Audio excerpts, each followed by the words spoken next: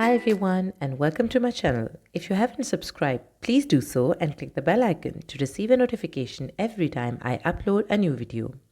In today's recipe, I'm going to show you how to bake frozen fish and make it look and taste like a restaurant dinner. I'm starting by prepping my vegetables. If you don't want this part, you can totally skip it to the portion where I treat the fish.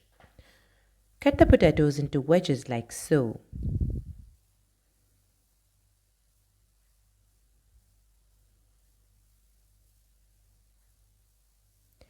Then I'm going to cut my carrots in about 1 to 1.5 inches width.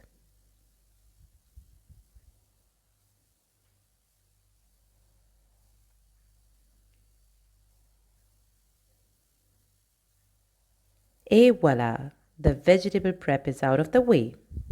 Now I'm going to be prepping the marinade for the fish, for which I took a lemon and cut it into slices. Then I took a red onion and cut it into 4, and remember to keep the peel on as it adds to the flavor. Next, you're going to take a full garlic and keep the peel on as well because it adds to the flavor, as I said before. On to the next step, you'll be needing some olive oil, some salt, some pepper, some oregano, and some rosmarino. And not to forget a choice of your drink. In my case, it's a chai latte, which was oh so yum. I got these silicone tray liners from Amazon. They are really great for reuse, but very difficult to wash, so go figure out.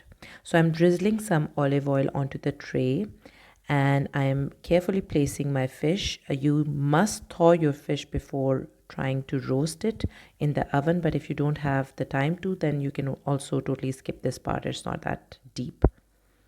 You'll just have to scoop out the water later, which it will release during the roasting process. Now I'm drizzling some more olive oil onto it, some salt, some oregano,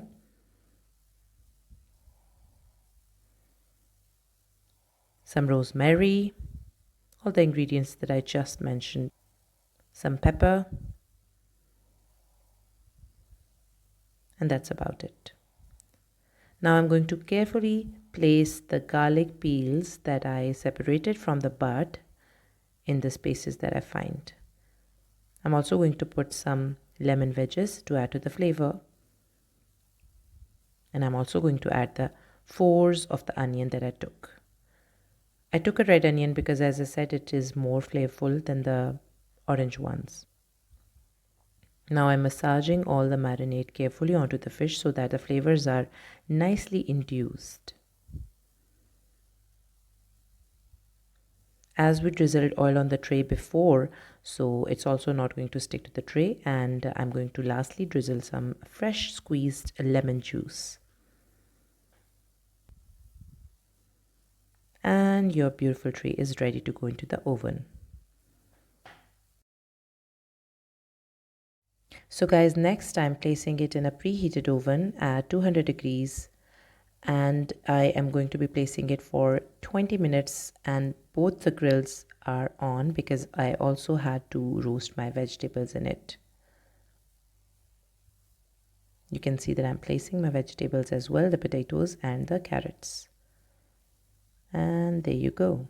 Everything is nice and inside the oven, and now I'm just going to wait for my dinner to be ready. There you go. Your yummy frozen baked fish is ready, and I promise your guests won't even notice the difference between the fresh or the frozen fish. You can see there is some excess water because of the frozen fish, and you can totally drain it out or scoop it out. It has a lot of flavors. This shot is of the extra fillets which I coated in Parmigiano and breadcrumbs. You can also do it this way if you want that extra crunch. And my favorite part, juicy, tender, and full of flavor roasted vegetables are ready to go on the side.